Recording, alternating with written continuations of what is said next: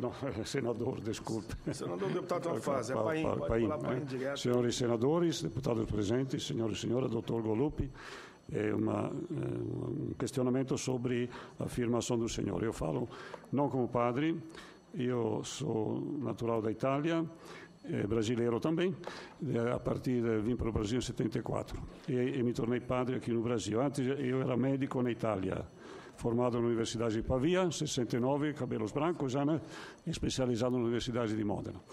Bom, quero lembrar alguns fatos fisiológicos com os quais eu contesto aquilo que o Dr. Goluppi afirmou. Ou seja, a fecundação após a ovulação, ovviamente, né? Aí começa a vida. Agora, o senhor fala que, aliás, um outro dado importante, depois de uma relação sexual, o espermatozoide encontra o óvulo e a fecundação num prazo de tempo que vai de 2 a 72 horas. Né?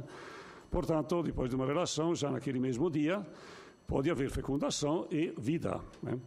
Agora, o senhor afirma que a anticoncepção de emergência, ela sempre inibe praticamente a ovulação.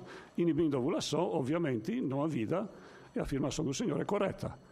Só que eu me pergunto, se a afirmação do senhor é correta, significa que todas as violências sexuais só acontecem antes da ovulação. Porque, tudo bem, há relação, a mulher recorre à anticoncepção de emergência, a anticoncepção de emergência bloqueia a ovulação, não há vida, portanto, não há aborto.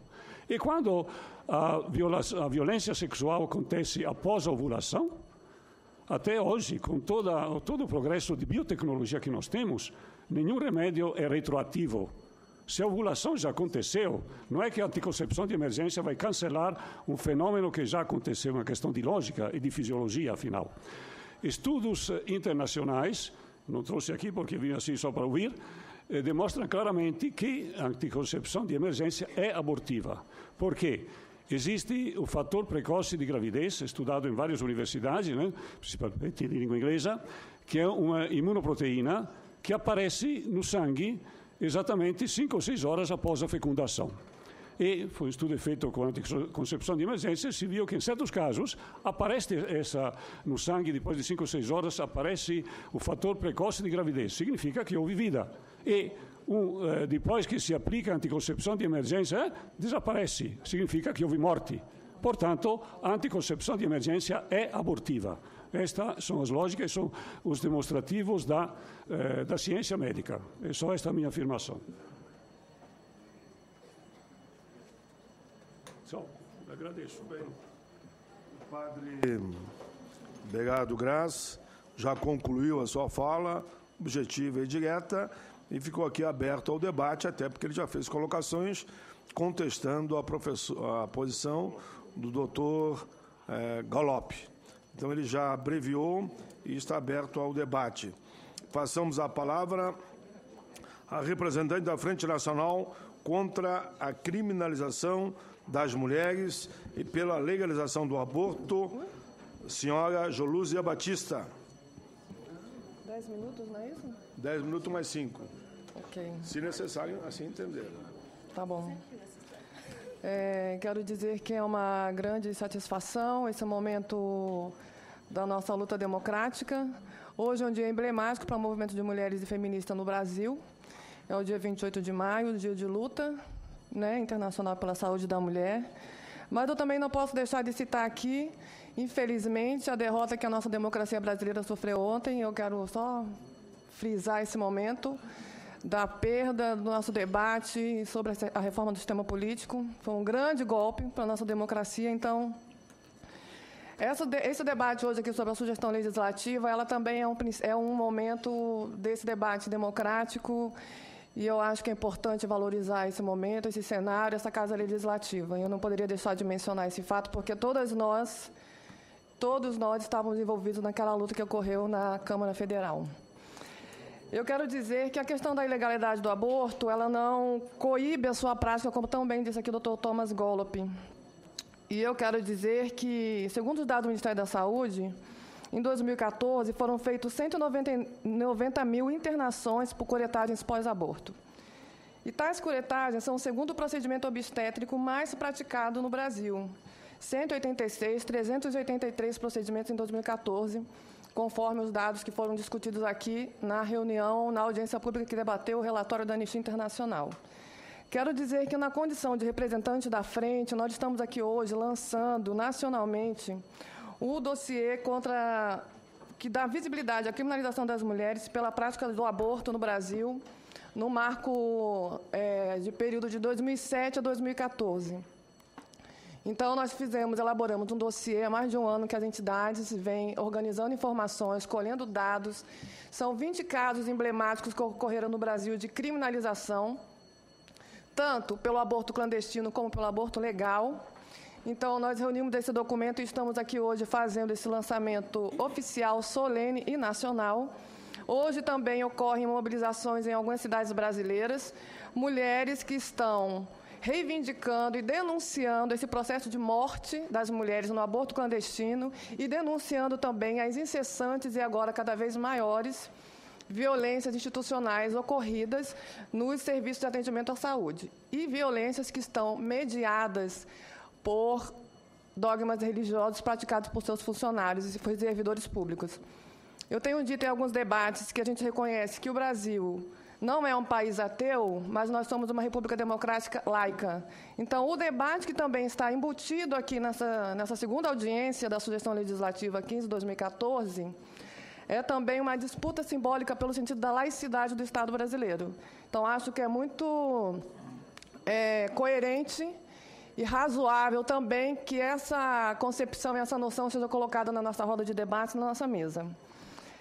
Eu quero dizer que o nosso dossiê identifica estratégias e ações de criminalização das mulheres que envolvem o poder legislativo, executivo e judiciário, apresentado em 3 sessões. A gente apresenta um panorama da normatização sobre o aborto no país e consideramos as 3 esferas do poder. O ano de 2007 foi paradigmático para a criminalização das mulheres, com o episódio de Mato Grosso do Sul, esse é um dos casos emblemáticos que está no dossiê, que envolveu quase 10 mil mulheres com participação da mídia e condenação de profissionais de saúde à pena de prisão. E as mulheres, a pena alternativa de trabalhar em creches, segundo a fala do juiz, para poder ver que muitas mulheres podem criar um filho com um pouco de esforço. A gente aqui nesse dia 28 de maio também quer chamar a atenção para que o dossiê, ora lançado, ele desvela de forma sistemática a criminalização das mulheres pela prática do aborto no século XXI. Uma realidade ainda desconhecida para muita gente e desacreditada por outras em face dos obstáculos que permeiam o debate público, ou ainda pela baixa percepção da desigualdade de gênero nas políticas de saúde e de segurança, por exemplo. A repercussão direta dessas políticas, direta desse afastamento da realidade das mulheres que experimentam a criminalização e seus riscos, é o crescimento de ações que buscam abolir garantias fundamentais por meio de novos instrumentos, com o objetivo de restringir direitos, leis, decretos, comissões de investigações, inquéritos policiais e sentenças condenatórias. Eu também quero dizer aqui que a criminalização não é uma experiência nova na vida das mulheres. E na Europa medieval, por 4 séculos, foi palco do maior processo de criminalização das mulheres no Ocidente, a chamada caça às bruxas. E nós sabemos que aquelas mulheres detinham poder, tinham conhecimento científico, conhecimento acerca da saúde, manipulavam medicamentos e elas eram muito respeitadas pelo seu poder no seu tempo.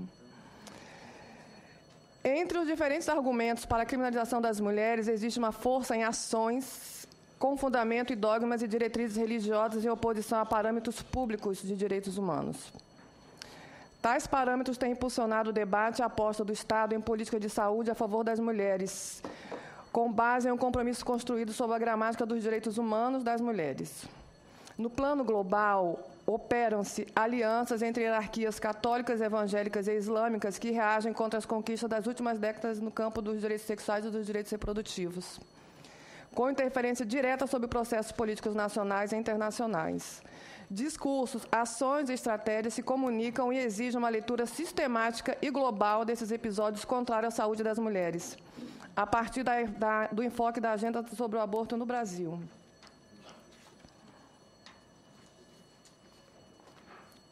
O abortamento clandestino é praticado por mulheres de todos os segmentos da sociedade e é um fato da vida reprodutiva de mulheres ou de casais que tiveram gravidezes indesejadas. Este cenário é impactado por transformações recentes com a mudança do padrão adotado de métodos abortivos e o uso crescente do misoprostol, ou ainda com novos permissivos legais, como o aborto no caso de feto anencéfalo, que enfrentam barreiras na consolidação das políticas de saúde. Os levantamentos conhecidos e, inclusive, mencionados neste dossiê focalizam a prática de aborto sob a perspectiva do risco à saúde e o perfil das mulheres que ingressam como investigadas ou réis em processos judiciais.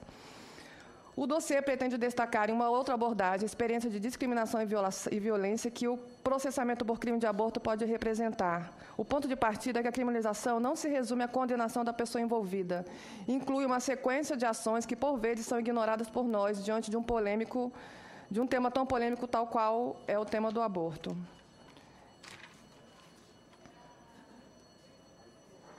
Das situações sobre aborto legal relatadas no dossiê, apenas um aborto foi realizado segundo as normas técnicas de atendimento. E trata-se da menina de 9 anos que engravidou em decorrência do estupro e risco à saúde da gestante, que é o chamado caso de Alagoinha.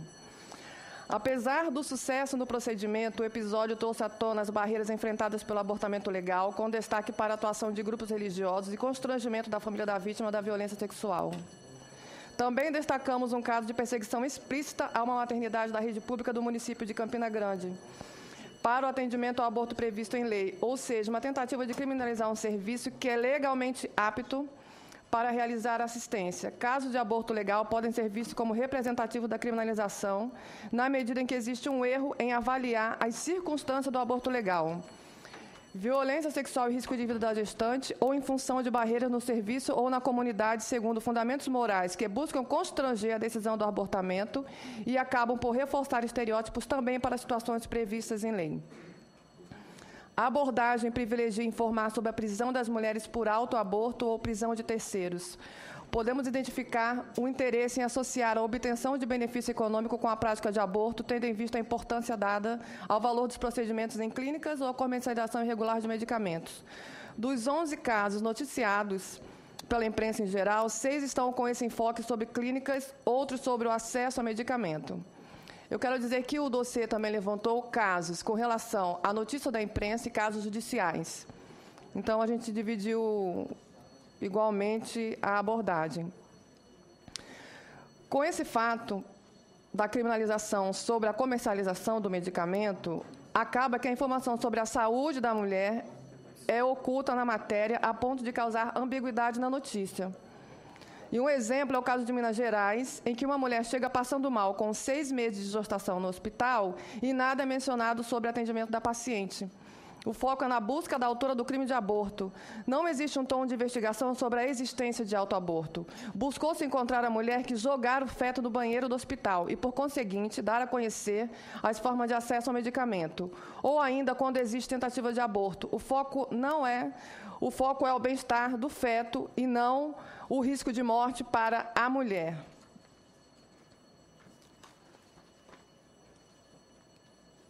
A prática frequente das instituições de ignorar os direitos e garantias das mulheres assegurada pela Constituição e previsto no Código de Processo Penal pode caracterizar um tipo de violência institucional, ou seja, um abuso de poder ou uso arbitrário de poder por essas instituições, com o exclusivo fim de criminalização das mulheres.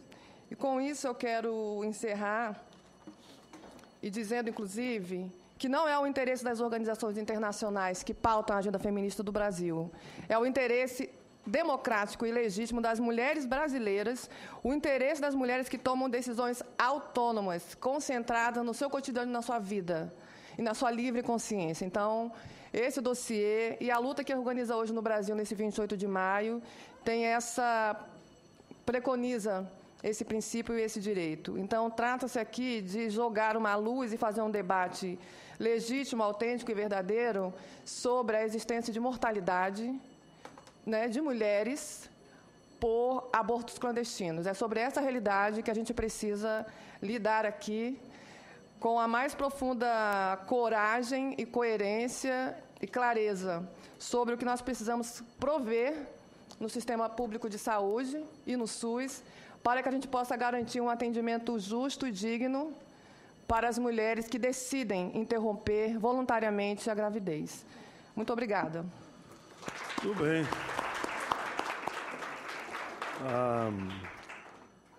A senhora Jolúzia Batista, representante da Frente Nacional contra a criminalização das mulheres e pela legalização do aborto, ficou nos seus 7 minutos. A exemplo do padre, que ficou em 5 minutos. Aí isso vai abrir mais espaço para o debate. E rapidamente vamos concluir essa mesa. Agora vai falar a antropóloga da Universidade de Brasília, UNB, senhora Lia Zanota Machado. Se puder ficar nos 10 minutos, o debate que vai acontecer depois agradece. Já está ligado? Já. Bom, então, em primeiro lugar, eu queria agradecer o convite do senador Paulo Paim e do relator dessa sessão, que está o Magno Malta, que está aqui. Queria agradecer a possibilidade de estar aqui num momento tão importante em que há uma proposta de descriminalização do aborto e de atendimento das mulheres até as 12 semanas. Qual é a importância disso? A importância é fundamental. Já foi dito que é uma questão de política pública pelo professor Thomas Golub. A minha posição é a mesma. A outra, que ele também falou, que eu vou insistir, que o meu tema vai ser basicamente os direitos das mulheres, a saúde das mulheres. Foi falado aqui em uma biopolítica do controle populacional. Eu pergunto, será que não há uma biopolítica do controle da reprodução das mulheres? Será que nós não estamos querendo manter criminalizada a questão do aborto, um controle da reprodução que é simples assim? Uma vez fecundada, não importa em que circunstâncias, em que contextos, em que idade, com quais condições de saúde a mulher se encontra, ela deverá gerar obrigatoriamente porque ela foi fecundada? Será que isso não é um controle da reprodução? Porque um ser vivo, uma mulher, ou todos nós, assim que nascemos, vivemos num contexto social, em relações e circunstâncias. Então, eu pergunto, uma mulher com 45 anos, empregada doméstica, com pressão alta, diabetes, ela fica grávida, obrigatoriamente, ela deve ter esse possível filho?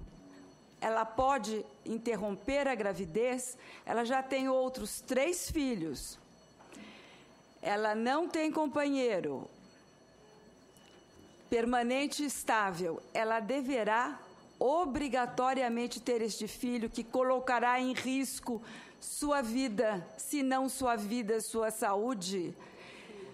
Esse é um problema absolutamente sério, porque antropologicamente, os seres vivem em relações, contextos e circunstâncias. E na nossa sociedade moderna, nós sabemos quanto são desiguais essas circunstâncias.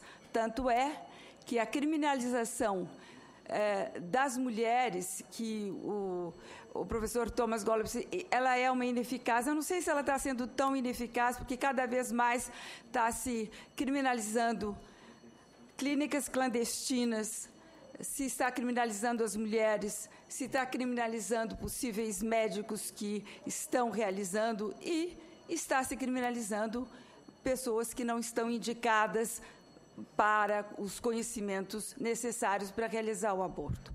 Então, é uma questão absolutamente grave. Então, eu pergunto, se nós não poderíamos pensar nas mulheres. Por que eu digo? Não é para não pensar nos homens? Por que não? Mas se nós virmos de onde nós viemos, é uma cultura que se diz cristã a favor da família. Se nós olharmos o nosso Código Penal cristão das colônias, caberia às mulheres obedecer aos homens em tudo que fosse justo e honesto. Quem determina o que é justo e honesto? Os homens. O poder da chefia familiar era masculino. Hoje nós temos uma mudança a partir, portanto, eu acho que todo o feminismo não é contra a família, é a favor de uma família, tal qual está escrito na Lei Maria da Penha, em que a integralidade física, psicológica e de saúde de todos os seus membros, homens, mulheres e crianças, seja defendido. Desta forma, nós não podemos manter para sempre, uma vez uma família casada, ela permaneça. Nós temos a lei do divórcio, nós não vamos voltar atrás. Os arranjos familiares modernos são arranjos familiares que podem ser absolutamente capazes de reconhecer o direito da filha do meu novo marido, da filha da minha nova mulher. E esta família é uma família, mas são arranjos familiares diferentes que se movimentam. Assim como a ciência se movimenta, as relações familiares se movimentam. Então, a questão da escolha difícil, que ninguém é a favor do aborto, ela atinge pessoas em determinados momentos de contexto de vida radicalmente diferentes. Então, nessa questão é que nós precisamos pensar que, a menos que nós achamos que as mulheres que traem, como estava no Código Penal, todas as mulheres que traíssem poderiam ser mortas pelos seus maridos. As mulheres não podiam, evidentemente, matar os seus maridos porque eram adúlteros. A próprio adultério era diferente. O adultério dos homens só era quando ele tinha uma amante tida manteúda, ou seja, quando o patrimônio estava sendo utilizado. A mulher não, o adultério era rápido. Hoje em dia, com pesquisas que eu faço de violência, fica claro que as mulheres são ameaçadas com faca, a vida, são batidas, ditas corrigidas, mas, portanto, espancadas, e que, portanto, há uma questão de gênero que o feminismo defendeu, que é da igualdade de gênero. Não é a ideia do controle populacional, não é a ideia da destruição da família, é a ideia da igualdade de gênero. E para nós obtermos essa igualdade de gênero, nós precisamos, sim, que as mulheres não sejam criminalizadas. E foi perguntado, quais as condições jurídicas? As condições jurídicas que nós temos, que são plenamente aceitas no mundo moderno, quais são? É uma ideia de ponderação. Então, com certeza, por que o aborto não é fácil? O aborto não é fácil porque eu tenho que ponderar entre a possibilidade de continuar uma gravidez e de interromper a gravidez. Então, a mulher pondera. A justiça, do meu ponto de vista, deve ponderar. Quando, em 1973, foi aprovada a lei do aborto na França, foi depois passado para a Comissão Constitucional, em 1975, que ela disse: ora, não existe equivalência entre o direito não apenas à vida, mas também à saúde de quem já é pessoa, como a mãe, e a salvaguarda do embrião, que pessoa ainda deve tornar-se. Não se trata de dizer que não há vida humana, isso é bobagem. Claro que há uma vida humana, mas ela não é uma pessoa constituída, ela é uma potencialidade de vida humana. Então, ninguém vai reconhecer, como a senhora colocou, que um embrião de uma mulher não é um embrião de uma possível potencial pessoa humana, mas não é ainda. Ela não vive em contexto social, ela não tem relações sociais, ela não tem a percepção exatamente por que 12 semanas. Por que se pensou em 12 semanas? Porque se pondera. Porque a cada momento, depois das 12 semanas, aumentando a vida do feto, é evidente que ele terá que ser ponderado a mais. Portanto, só quando coloca a saúde em risco, a saúde da mulher, a vida da mulher, é que se deve produzir um aborto. Jamais. 12 semanas é quando ainda ele não está formado o suficiente para valer tanto quanto uma pessoa viva, com 49 anos, batalhadora, 41 anos, já não me lembro qual a idade, 49 anos, 41 anos, que vai ter o seu terceiro ou seu quarto filho e que já teve 3 filhos. Então, não é contra a maternidade, ela é totalmente a favor da maternidade. Mas como é que ela poderia ter um filho com pressão alta, diabetes? Ela devia morrer para ter esse filho? Aí eu pergunto, será que a criminalização não é uma cultura de morte para as mulheres? Essa é a minha questão.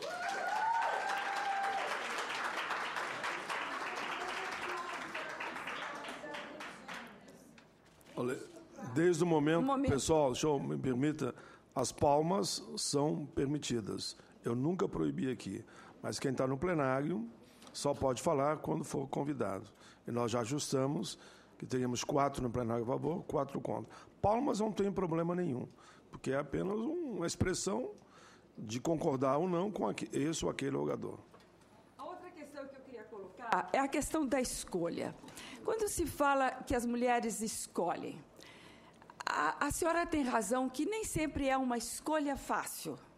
E, às vezes, nem sempre é uma escolha de iniciativa da mulher. Sim, acontece muitas vezes. Mas ela vai, de novo, ponderar as condições e fazer uma escolha. Que, se o marido não deve dizer para ela que ela deve abortar ou não, eu pergunto, por que a nossa legislação, o nosso Código Penal, deve obrigá-la a não abortar? Por que ela deve ser ajudada a não abortar? Por que ela deve ser ajudada a abortar? A difícil escolha da mulher, ela vai ter que, sim, ser a última escolha, mas ela pode conversar com todos, conversar com seu marido, com seu companheiro, analisar as circunstâncias e ela vai decidir, por mais que não seja uma escolha fácil. Então, a escolha da mulher é uma escolha difícil, não é uma escolha qualquer, fútil, que nem você vai às compras e compre isto ou aquilo, uma bolsa amarela ou uma bolsa verde. Não tem nada a ver com isso. Está em jogo a vida dessa mulher, está em jogo o projeto de vida, está em jogo se ela sabe que vai poder dar condições de vida ao futuro filho, ou se ela terá que esperar uma próxima. Então, com certeza, a escolha e toda a defesa do feminismo e a questão de gênero é uma defesa de que entenda que essa escolha das mulheres se faz em condições e circunstâncias completamente diferentes para cada um. E que, portanto, o que nós queremos é que as mulheres possam vir a ter essa escolha e não sejam obrigadas sequer a abortar e sequer a não abortar. Elas não podem ser obrigadas a. Elas têm condições de pensar, elas têm condições de analisar suas circunstâncias e é isso que nós queremos. Não queremos, como foi dito há um tempo atrás, não aqui, que seja a possibilidade, e essa proposta aqui é exatamente isso, definindo que seja no SUS, com uma questão médica, portanto, que seja com condições propícias, porque senão as mulheres continuarão tendo morbidades e mortalidades altas. Os casos que o feminismo e as mulheres feministas, e não só isso, os movimentos de médicos, juízes que estão apoiando a proposta, porque não é uma questão só das mulheres feministas. As mulheres feministas também não estão dizendo que todas as mulheres devem abortar, jamais, ou jamais. Nós temos que respeitar as condições de todas as mulheres. É isso que nós falamos, igualdade e respeito às condições diversas. Essa é a proposta Essa nunca foi a ideia do controle populacional. Aliás, eu tenho, já sei, uma certa idade, quando aqui se discutiu o que se estava fazendo em determinados momentos em que o governo quase quis fazer, mas não fez, nos anos 80, e que algumas organizações fizeram, não se pode fazer nem a ligadura de trompas sem informações. Foi a proposta do movimento feminista. Nós temos que ter informações, nós temos que respeito informações médicas e respeito às escolhas. Não se pode fazer controle populacional. O feminismo foi sempre contrário ao controle populacional. Então, eu não consigo entender como é que se pode dizer que a Fundação Ford, a Fundação MacArthur são a favor do controle populacional. As pesquisas que foram feitas na Fundação Carlos Chagas sobre a mulher eram exatamente para entender as condições das mulheres, entender os direitos sexuais e reprodutivos, o direito à contracepção, o direito, sim, ao aborto, por que não?